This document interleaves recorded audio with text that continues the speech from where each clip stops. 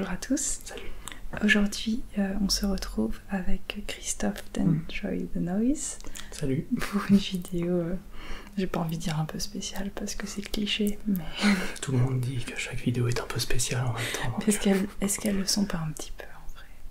Si, mais en même temps, si tes vidéos sont pas spéciales, c'est qu'elles se ressemblent toutes, donc bon. Okay. Pour cette vidéo, on va parler musique. Donc avec Enjoy the Noise, qui tient une chaîne musicale sur YouTube aussi. Tout l'intérêt de l'exercice aujourd'hui. Exactement. Donc on est chez toi aujourd'hui et on a pu faire un premier tri en fait dans ta collection personnelle de musique, de vinyle et de CD. Ouais. Et on s'est dit, ça pourrait être intéressant de discuter un petit peu d'albums que tu aimes particulièrement écouter et qui est plutôt de la musique de détente en fait, de la musique douce. On a vraiment orienté notre sélection sur des albums qui sont plutôt à écouter dans des moments soit de détente, soit à différents moments de la journée, soit des moments un peu d'introspection, ou à écouter la nuit, ce genre de choses. On les a classés en plusieurs catégories pour orienter notre sélection tout bêtement, puis pour choisir un peu dans quel ordre on va en parler et pour quel contexte. Et je trouve ça intéressant de faire cette vidéo sur de la musique plutôt calme et détente, parce que toi à la base c'est plutôt une musique orientée métal, même si tu fais pas que de ça, tu parles beaucoup de métal. Je fais pas que de ça, j'ai déjà parlé d'albums beaucoup plus zen, on va dire, que ce qu'on entend généralement par musique métal, mais ça va dénoter un petit peu avec, on va dire, l'orientation principale de ma chaîne qui s'appelle pas Enjoy the Noise pour rien. Donc on a prévu aussi de vous faire des playlists qui seront en description pour que vous puissiez écouter un petit peu les artistes desquels on va parler en fait. On va faire une petite sélection, je pense qu'on mettra le lien dans la description de la vidéo, pour pouvoir soit je crois que ça va être les artistes qu'on va évoquer maintenant, plus quelques artistes complémentaires aussi. Parce que là on s'est vraiment basé sur ce que tu avais en physique chez toi, mais il y a aussi plein d'autres artistes, donc on n'est pas de support physique pour en parler, mais qui sont tout aussi bien dans ce cadre d'écoute un petit peu détente. Ouais. Voilà. Donc pour trier un petit peu les œuvres que tu avais, on a voulu le faire plus ou moins en 3 parties en fait. La musique calme à écouter plutôt le matin pour passer une bonne journée, pour se détendre. Une partie plus... Commencer soft. Voilà, c'est ça. Pour commencer zen la journée. Une deuxième partie plutôt axée sur les écoutes dans la journée, dans l'après-midi. Voilà. Donc dans la vie active ou au travail par exemple. Une dernière partie plutôt dans une écoute la nuit ou en soirée en fait. Voilà, donc à toi, on a regardé un petit peu ce que tu avais en tête, on a un petit peu fait 3 tas, et puis maintenant à toi de voir un petit peu ce que tu as davantage à rajouter là-dessus. D'accord, on va faire un petit peu la revue des disques les uns après les autres, et puis on va voir ce qui en est cool. Bon, on commence par le matin. Ouais, donc on commence par celui-là, voilà, un artiste, un duo électronique que j'aime énormément et qui accompagne beaucoup mes sessions d'écoute un peu zen. C'est Boards of Canada, donc un duo d'artistes, ils sont écossais si je me gourre pas. Je crois bien. Ouais, ils sont écossais, c'est de la musique électronique ambiante, qui est très ambiante, très atmosphérique, très aussi basée sur des sons qui vont sonner un peu vintage, qui sont des sons qui vont évoquer soit les vieilles émissions de télé, les jingles télévisés ou les bandes son de vieux documentaires animaliers, ce genre de choses. D'ailleurs leur nom, Board of Canada, il vient justement d'un office canadien justement de documentation à propos de la nature et qui édite justement des films documentaires et qui s'appelle National Boards of Canada, quelque chose comme ça. J'ai plus le nom exact en tête, mais ça vient vraiment de là, c'est une influence assumée. Et ça, c'est leur premier album ou leur premier Alors, c'est pas leur première sortie, mais c'est en tout cas leur premier album, je crois, si je me souviens bien, qui est présenté en tant que tel. Enfin voilà, c'est un album qui est pas très long, il n'y a pas énormément de pistes, mais qui pose vraiment déjà les bases de leur son, qui est un album que moi je mettrais bien en écoute le matin, parce qu'il commence avec des pistes qui sont très douces, qui sont très, comme je disais, qui sonnent très vintage, qui ont un son très chaud, des sons qui vont tout bêtement détendre après au saut du lit en gros, quoi. Sur le chemin du travail par exemple, ça va permettre de passer tranquillement la transition entre chez soi et le travail ou autres activités, les études, ce genre de choses, quelles que soient les activités de chacun. Ok. Et donc pour toi, pourquoi plus le matin vraiment que les autres journées, enfin que les autres moments de la journée parce que c'est un album qui est très qui est très zen, mais que j'écouterai pas le soir. Les sonorités me font plus penser à quelque chose qui serait de l'ordre de la levée du jour, l'aube, ce genre de choses. Alors qu'il y a d'autres albums de notre sélection qu'on verra tout à l'heure qui sont beaucoup plus qui m'évoquent beaucoup plus une promenade de nuit ou des choses un peu plus adaptées à une écoute tardive. Alors que celui-là, plus une écoute d'éveil, je trouve. Ok. Très bien. Alors, l'autre album. On passe direct à celui-là. Ça, c'est un petit peu l'outsider de ma sélection, mais bon, pourquoi pas, hein. Écoutez le matin.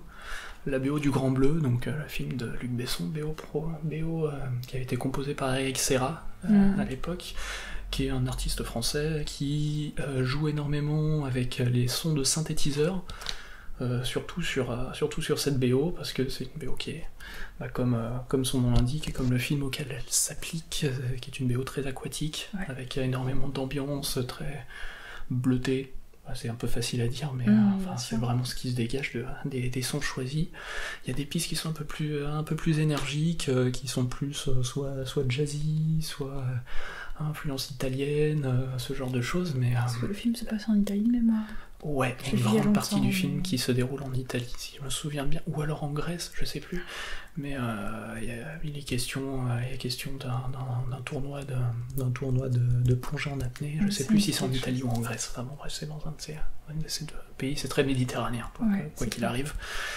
Et il y a des morceaux qui sont un peu plus énergiques, qui vont mettre un petit peu une petite dose de patate dès le matin, mais la dominante. Ouais, il y a du saxophone dès le premier morceau. Ceux qui suivent un peu ma chaîne savent que j'ai un petit kink en particulier envers le saxophone, donc dès le premier morceau de l'album, déjà il y en a. Et même les sons comme je disais, les sons de synthétiseurs sont sélectionnés de manière à être très, très immersifs, très aquatiques. Assez long. Ouais, c'est très long, c'est très reposant. Voilà, c'est ça. Ok, très bien. Ça pourra paraître peut-être un petit peu kitsch aux oreilles de certains, c'était les années 80, donc forcément il y a des choses qui passent beaucoup moins bien aujourd'hui, malgré la vague de revival. Il y a quand même des choses qui sont moins bien passées que d'autres. Par principe, le film, pour moi, il est un petit peu kitsch. Le Grand Bleu, c'est un film on a un peu grandi avec. Ouais, c'est ça. Puis en plus Luc Besson faisait partie d'une génération de cinéastes français qui était très portés sur le style. Plus que vers une recherche scénaristique ou des expérimentations quelconques. Lui, c'était vraiment... il a fait ses armes avec un film en noir et blanc qui était très stylisé, il a fait du clip vidéo, une génération de vidéastes, de cinéastes français qui ont éclos dans les années 80, donc avec les stigmates un peu de l'époque. Et pour le coup, je comprends tout à fait pourquoi tu le mets en son le matin. Ouais. Parce que le Grand Bleu, dans la journée, non. Pour moi, ça n'a pas sa place. Limite la nuit, mais vraiment, le matin, ça a davantage sa place, quoi.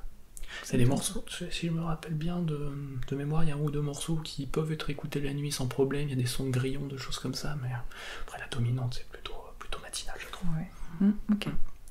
Ensuite, un album un petit peu plus varié et un peu plus ancien, on va dire. On passe directement aux années 60, et c'est The Moody Blues. L'album s'appelle Days of Future Past.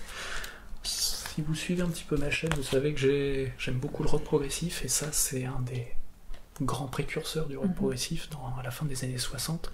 En particulier cet album, qui est ce qu'on appelle un album concept, c'est-à-dire que un album qui va dérouler une histoire, qui va avoir un fil directeur. Et celui-là, en fait, comme son nom l'indique, comme son nom commence déjà à l'indiquer, c'est un album qui va suivre le déroulement d'une journée. La tracklist, la tracklist, ça commence avec le début du jour. Begins, dawn, voilà, c'est ça. Ouais. Voilà, c'est ça. Et puis en fait, il va commencer, je l'ai mis direct dès le matin, parce que il va commencer logiquement par le lever du jour et par la matinée. Et en fait, il commence avec une superbe introduction orchestrale qui est pas très, on va dire, c'est pas un morceau que je classerais dans l'idée que je me fais de la détente, mais par contre c'est contemplatif. C'est contemplatif et en même temps c'est un morceau qui est très, très majestueux et qui va vraiment donner une dose de tonus dès le matin. Ouais, c'est très inspirant. Okay. Et puis même le reste de l'album, ça va de la pop années 60 jusqu'à des trucs un peu plus expérimentaux. Et ça se termine d'ailleurs avec le morceau le plus connu du groupe, voilà, Nights in White Satin, qui était un grand tube à l'époque, qui a été réutilisé ensuite dans des films comme, je crois que c'est Tim Burton qui l'avait utilisé au début de Dark Shadows, enfin de ces films-là, et qui est un grand tube de l'époque, qui est une chanson déjà qui est lente, qui est une lente procession et qui est avec des instrumentations un petit peu complexes, très riches, qui en font un morceau absolument fabuleux. Tout l'album déjà, et comme je disais, c'est un précurseur du rock progressif, dans le fait que c'est un album concept. Dans les années 60, oui, il y avait des groupes Moody Blues, il y avait Procol Harum aussi, qui joue un petit peu dans cette catégorie. Puis ensuite, après, le rock progressif a vraiment trouvé son début, on va dire, officiel avec King Crimson. Mais il a fallu des albums comme ça pour vraiment mettre le pied à l'étrier. Voilà, c'est ça. Ouais, c'est ça. Ok.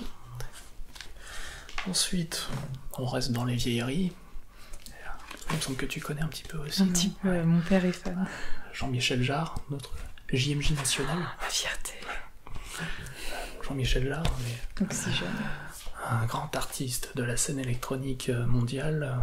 Je sais pas trop quoi dire sur cet album, c'est un album qui est très ambiant, qui est très contemplatif. Là, je pense que de tous ceux que j'ai choisis pour la matinée, c'est le plus contemplatif, comme son nom le laisse supposer. D'ailleurs, Oxygène, c'est un album qui est très versé sur les atmosphères, sur les évocations de la nature, sur des thèmes un peu grands qui dépassent l'homme. Et évidemment, c'est du synthétiseur et du synthétiseur, avec des compositions qui sont simples, qui sont on part sur des couches, sur des empilements de couches assez simples, très facile à discerner. Et c'est un album qui passe très bien dès le matin, qui est ça pour s'éveiller en douceur. Ouais, pour s'éveiller en douceur. Puis même t'as des morceaux un petit peu plus cadencés, donc qui permettent de doucement basculer vers une activité un peu plus prononcée. Et ensuite, dernier album pour la matinée, un album dont j'avais parlé en plus sur ma chaîne, qui est, du coup c'est pas du tout écrit dessus, l'album s'appelle Awake et l'artiste c'est Taiko. Donc Taiko qui est un artiste de musique électronique à la base, qui est un graphiste aussi, et qui s'appelle Scott Hansen, c'est un américain, et qui fait de la musique électronique principalement ambiante et très atmosphérique encore une fois. Et toujours, enfin le plus souvent en tout cas, sur des teintes très positives. C'est ce qui ressort aussi pour moi, c'est que c'est hyper optimiste en fait. Taiko c'est très optimiste. Très facile. Et en plus cet album-là, c'est un album qu'il avait enregistré pour la première fois avec des musiciens, alors qu'avant il faisait ses choses tout seul avec ses machines, avec ses logiciels, alors que là il avait plutôt des musiciens live. Et ça donne des morceaux qui sont pour la plupart assez énergiques, toujours très smooth. Je sais pas trop comment le dire autrement, mais on va dire comme ça. Et avec toujours des nappes de synthé qui sont très, très immersives, très inspirantes. C'est ça. Voilà, c'est un album qui donne envie de faire des choses, qui donne envie de créer, qui donne, pour moi qui suis graphiste notamment, c'est quelque chose d'assez important. Donc on part sur des bonnes vibes avec cet album. C'est clair. Okay. Voilà.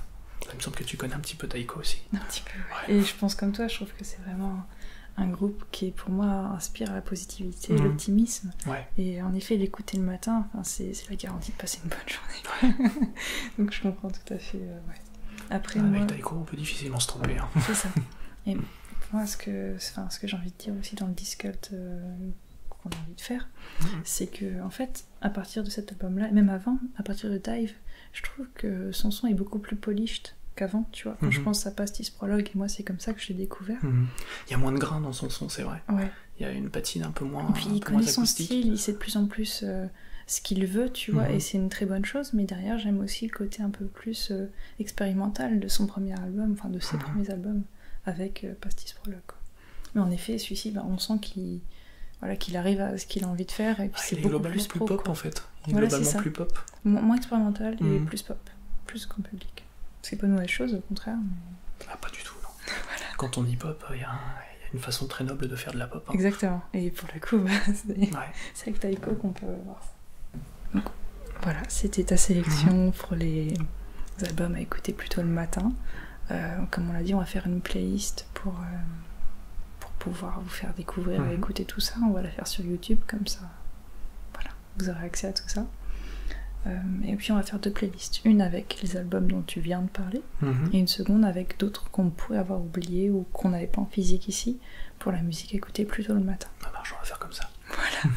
Et donc on fera sans doute 2 autres vidéos avec de la musique à écouter plutôt l'après-midi pour se détendre, et une autre plutôt le soir.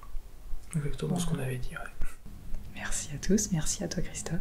Merci pour ta sélection. Merci à toi.